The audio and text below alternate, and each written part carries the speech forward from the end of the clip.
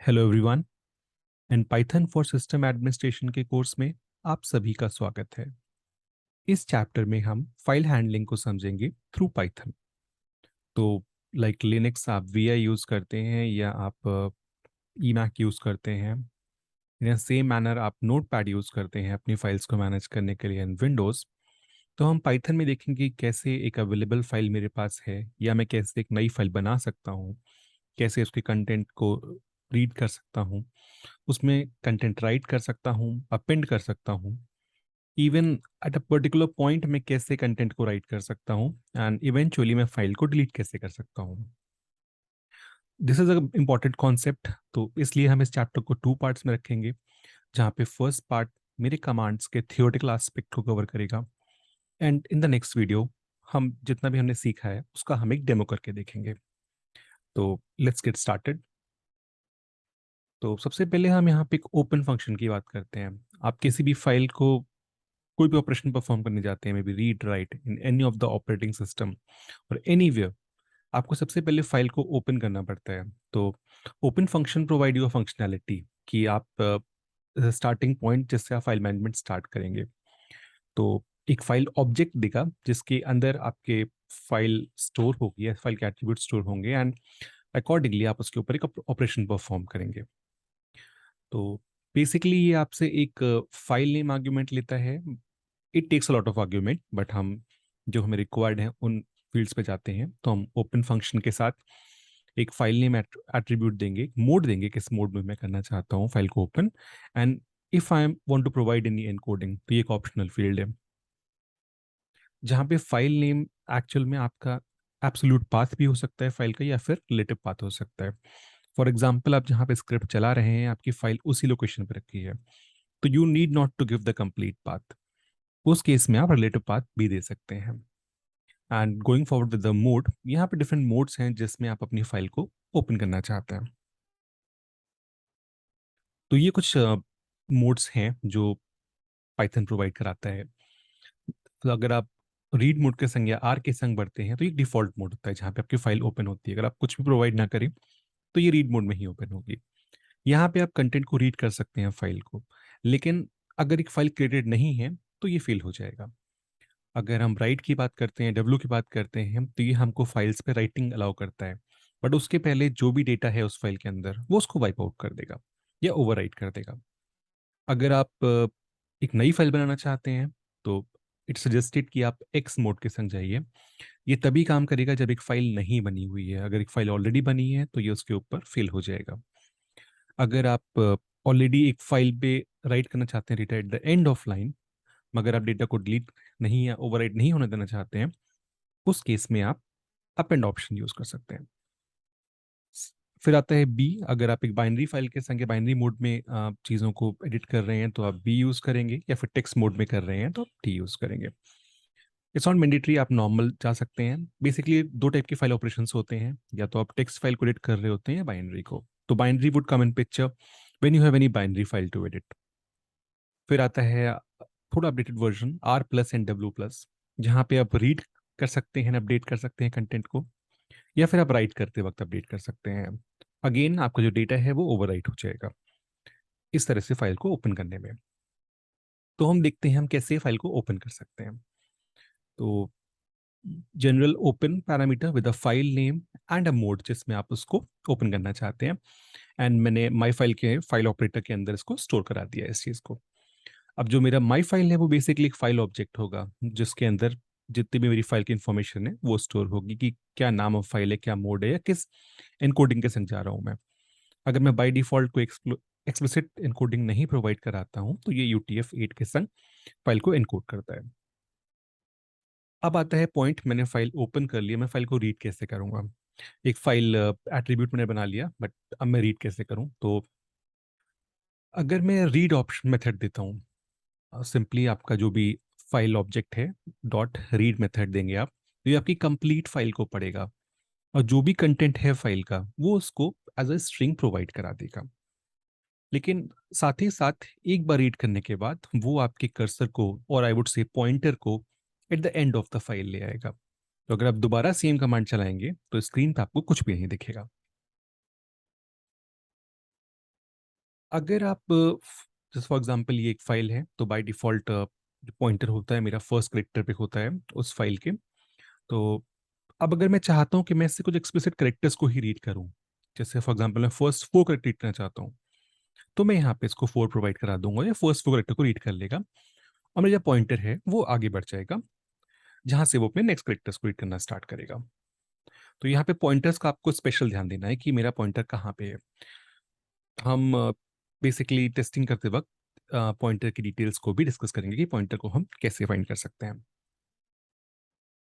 Second method है for reading a file is read file option. ये basically एक बार में एक लाइन को रीड करता है फ्रॉम अ फाइल।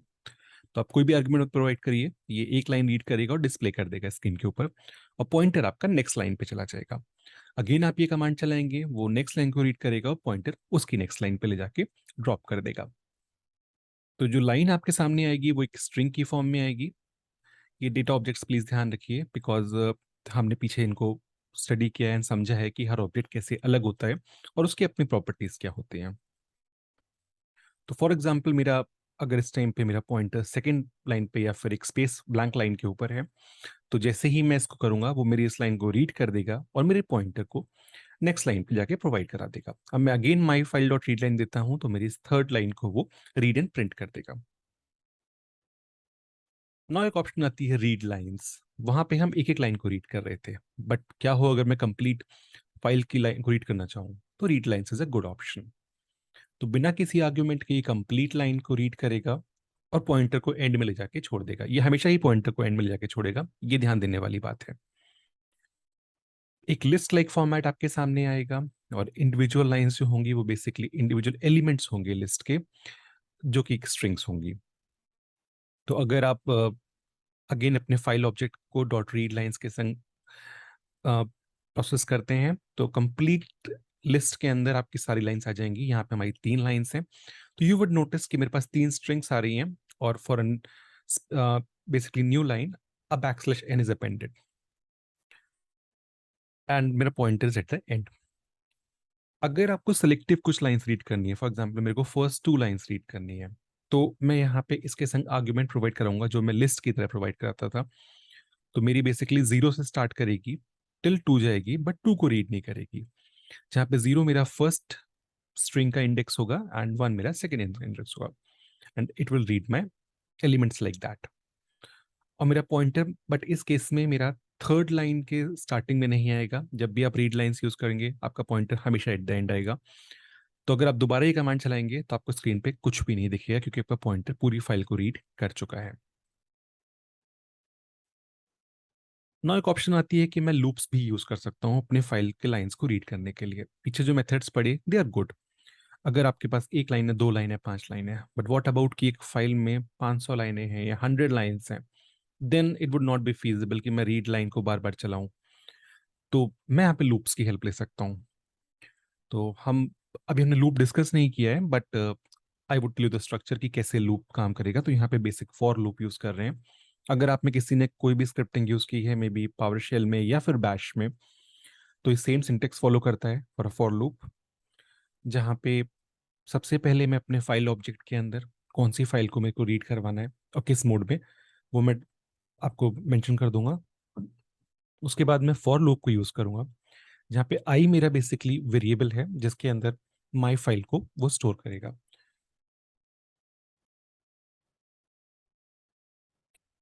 तो बेसिकली फॉर का जो बिहेवियर होता है वो एक बार में कंप्लीट एक लाइन को होल्ड करता है। तो यहाँ पे मेरे आई के अंदर वो एक लाइन को होल्ड करेगा माई फाइल टाइप ऑब्जेक्ट में। तो मेरी फर्स्ट लाइन को होल्ड करेगा, उसको प्रिंट कर देगा, अगेन लूप रिपीट होगा, वो मेरी सेकेंड लाइन को होल्ड करेगा और प्रिंट मेरे सेकेंड लाइन को प्रिंट कर देगा।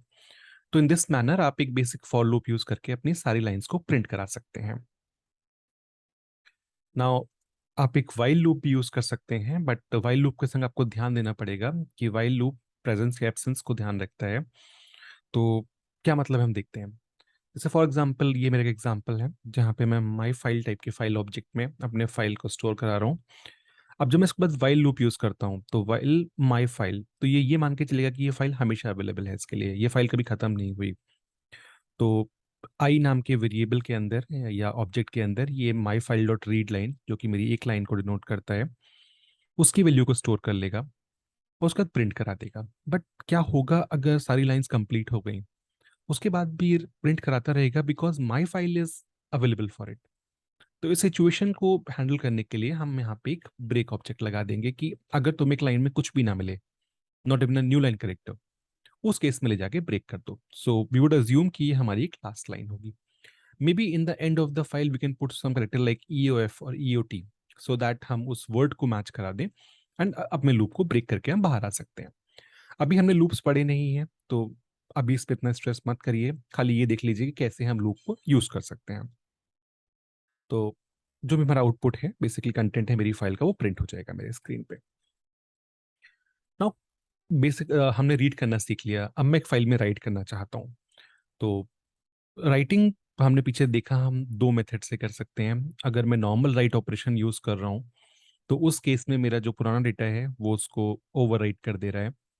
तो आपको ध्यान रखना पड़ेगा कि मैं किस स्टेट में किस फाइल को रीराइट करना चाहता हूँ। ऐसा ना हो कि फाइल राइट करते वक्त मैं डेटा को डिलीट कर दूं। या फिर मैं अपेंड कर सकता हूँ डेटा को ना, या अपेंड करता हूँ फाइल को, सॉरी। तो जो भी डेटा है वो eight the end of the file वो ऐड करना शुरू करेगा। तो बेटर ये है कि उसमें आपका जो डेटा है वो प्रिजर्व रहेगा, पुराना डेटा। तो पीछे हमने पहले डिस्कस की थी, हमेशा एक फाइल को पहले ओपन करिए कोई भी ऑपरेशन परफॉर्म करने से पहले। तो मैं यहाँ पे इस बार राइट मोड में ऑन करूंगा। ये एक मेथड दिया है राइटेबल। तो अगर आप इसको चलाते हैं तो ये दिखाता है कि कहीं आपकी फाइल करप्ट तो नहीं है, कहीं और ओपन तो नहीं है, या कहीं क्लोज तो नहीं है। तो ये राइटेबिलिटी बताता है कि क्या मैं इस फाइल में राइट कर सकता हूँ या नहीं कर सकता हूँ। तो यहाँ पे मेरे को बूलियन मिलेगा, ट्रू या फिर एक फॉल्स। नाउ मैं कैसे कैसे राइट कर सकता हूँ, तो यहाँ पे एक मेथड आता है राइट का। आप एक स्ट्रिंग लिखेंगे इसके अंदर, और जो स्ट्रिंग को वो बेसिकली फाइल के अंदर राइट करा देगा, और आउटपुट में आपको नंबर ऑफ कंटेंट्स के करेक्टर्स दे देगा, जितने करेक्टर उसने राइट किए होंगे। तो जैसे मैं यहाँ पे माई फाइल डॉट राइट करता हूँ और ये स्ट्रिंग ऐड करता हूँ, तो ये कंप्लीट स्ट्रिंग को ऐड कर देगा and it has added 34 characters, तो वो उसको ऐड करा देगा। प्लीज डू टेक केयर कि कोई भी ऑपरेशन करने के बाद उस फाइल को क्लोज जरूर करें, अदरवाइज आपको नेक्स्ट ऑपरेशन में एरर्स आ सकते हैं। तो जैसे ही हम इसको क्लोज कर देंगे, हमारी फाइल में मेरे को कंटेंट दिखना शुरू हो जाएगा। नाउ वो तो एक स्ट्रिंग लिख रहा था खाली, राइट। अब मुझे कई चीजें लिखनी है, may be different lines add करनी है। एक तो यहाँ पे राइट लाइन्स मेरे को हेल्प कर सकता है। ये यहाँ पे मल्टीपल लाइन्स को इंसर्ट कर सकते हैं, but the content would be in the form of list. तो जो भी स्ट्रिंग्स हैं आप उसको लिस्ट की फॉर्म में लिखिए, हम एग्जांपल दिखाते हैं कैसे लिख सकते हैं, एंड इट वुड राइट। तो मैं अपनी फाइल को यहाँ पे ओपन करता हूँ अपेंड मोड में। आप राइट में भी कर सकते हैं, बट अगेन आपका डेटा वाइप आउट हो जाएगा। अपेंड में करते हैं तो it would preserve the data. Now मैंने यहाँ पे एक वेरिएबल बनाया, जहाँ पे मैंने अपने डिफरेंट डिफरेंट स्ट्रिंग्स को एक लिस्ट के अंदर एंटर करा दिया। नाउ मैं इस तरह से एक और मैंने एक वेरिएबल बनाया, और वहाँ पे अगेन दो डिफरेंट लाइंस को दिखाने के लिए मैंने दो ऑब्जेक्ट्स को इन लिस्ट दिखा दिया। नोट कि मैंने बैकस्लैश n दिया है, तो मेरा जो भी नेक्स्ट एलिमेंट होगा वो नेक्स्ट लाइन में होगा। नाउ मैं my file dot right lines they सकता हूँ, एंड जो भी अपना वेरिएबल दूंगा वो उसके कंटेंट को ले जाके ऐड कर देगा। ऐसे ही मैं अपना दूसरा जो वेरिएबल मैंने लिया था, माई अपडेटेड लिस्ट, मैं इसको ऐड करूंगा, एंड ये आप बताएंगे कि इस केस में ये पिछले वाले वेरिएबल के डेटा को रखेगा या ओवरराइट कर देगा। Test this code and let me know the answer. है ना। जब आपका आंसर काम हो जाए उसके बाद उस फाइल को क्लोज कर दीजिए। अब हम आते हैं कि मुझे एक स्पेसिफिक लाइन में ऐड करना है। इसके बहुत सारे मेथड दिए हुए इंटरनेट के ऊपर, and you can use any of them. मैं बेसिकली जो फ्लो चार्ट प्रोसीजर फॉलो कर रहा हूँ, जिसको हम एक्चुअली में डेमो में देखेंगे लाइव करके ये कैसे हो सकता है, वो ये है कि हम बेसिकली अपनी रीड लाइंस मेथड से हम पूरी लिस्ट को फेच कर लेंगे, अपने पास एक वेरिएबल में स्टोर करा लेंगे। उसके बाद मैं लिस्ट पार्सिंग से जो भी कंटेंट मेरे को रिप्लेस, ऐड या रिमूव करना है, वो एलिमेंट में अपडेट कर दूंगा। और उसके बाद फाइनल में मैं राइट लाइंस के थ्रू मैं अपने फाइल के अंदर उस कंटेंट को राइट कर दूंगा। तो ये एक मेथड है। आप पे कोई और मेथड है which is more easier than that, I am happy to listen, तो आप उसको शेयर कर सकते हैं। नाउ हम आते हैं बेसिकली, अभी तक हमने देखा है कि हमें फाइल क्लोज करना मैंडेटरी है, हमने जो भी अप्रोच फॉलो की है। एक बहुत ही इंटरेस्टिंग अप्रोच है विद की।